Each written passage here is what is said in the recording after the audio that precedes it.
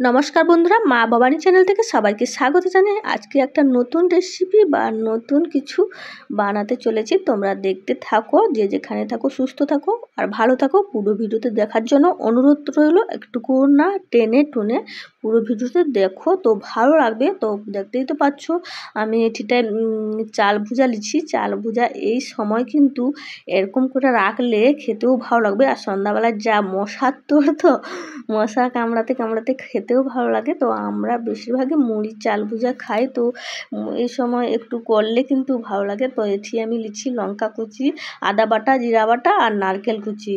তো তোমরা চাইলে রসুন আর পেঁয়াজ দিয়েও করতে পারো। আমি আগের ভিডিওতে পেঁয়াজ রসুন দিয়েই করেছি।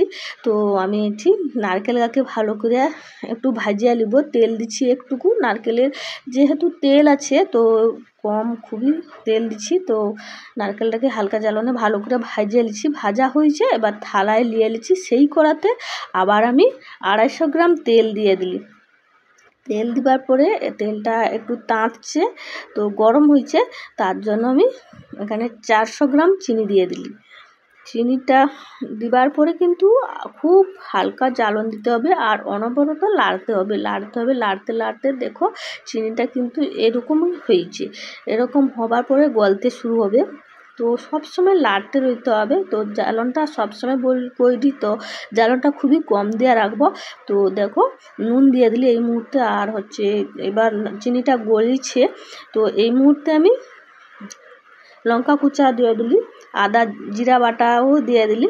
তো টকবক করে ফুটছে আর চিনিগুলো উজকানি হয়ে উপর দিকে কালার হয়ে চলে আসছে।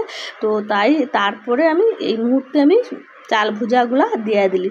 চাল ভুজা দিয়েই ভালো করে লাড়তে লাড়তে আমি আর একটা কড়াইতে অনেকগুলো চাল ভুজালছি, সেইখানে ঢাইয়া দিলি। দেখো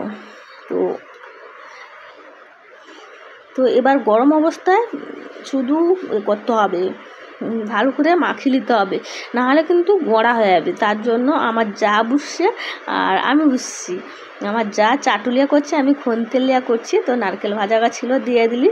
তো নারকেল ভাজা দিয়া ভালো করে কিন্তু একটা চিনির পাক রয়, তো ঠান্ডা হয়ে গেলে কিন্তু গোড়া গোড়া হয়ে যাবে। তার জন্য গরম গরম অবস্থায় যতটা সম্ভব ততটা মাখিল বা হইলো। তো দুজনে মিলিয়া মাখিছি, এক কড়া করছি। তো আমার ঘরে না সব লোক কিন্তু চাল ভুজা খায়। সকালবেলা সন্ধ্যাবেলা বসে আড্ডা, এই চাল ভুজা এক বাটি নিল, খাওয়া দাওয়া করে এবার যে যার কাজে গেল। তারপরে আমি একে একে ঝাল মটর দিলি, ছোলা দিলি, বাদাম দিলি, সব রকম দিয়া মাখিয়ে নেব। আবার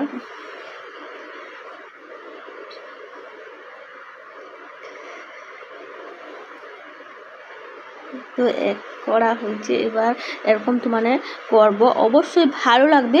আর তোমাকে কীরকম লাগলো ভিডিওটি অবশ্যই কমেন্ট করে জানিব। তো কানে এই চাল ভুজাটা খাইতে ভালো পাও, অবশ্যই কমেন্ট করে জানাবো কে কোথা থেকে দেখছো।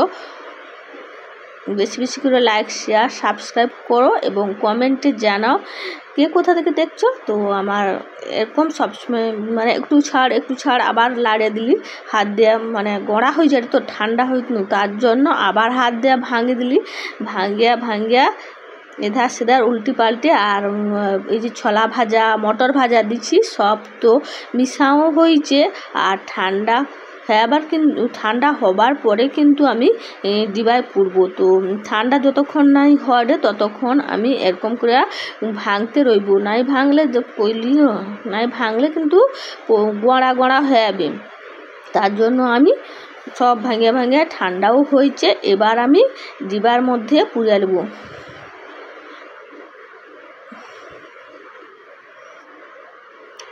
এরকম কিন্তু চাল ভুজা যদি এরকম করা হয় ডিবায়, আর যে মুড়িটা এক সপ্তাহে শেষ হয়ে যায়, এই ডিবার চাল ভুজাটা কিন্তু মানে সবসময় খাইতে হবে, বাচ্চা থেকে বুড়া সবার প্রিয়। তো লাগবে। তোমাকে কীরকম লাগছে অবশ্যই লাইক শেয়ার সাবস্ক্রাইব করবো এবং কমেন্টে জানিব তোমরা কে কোথা থেকে। টাটা বাই বাই, ভালো থেকো সুস্থ থেকো সাবধানে থেকো। আর আমি এবার একটু খাইয়ে দেখো তো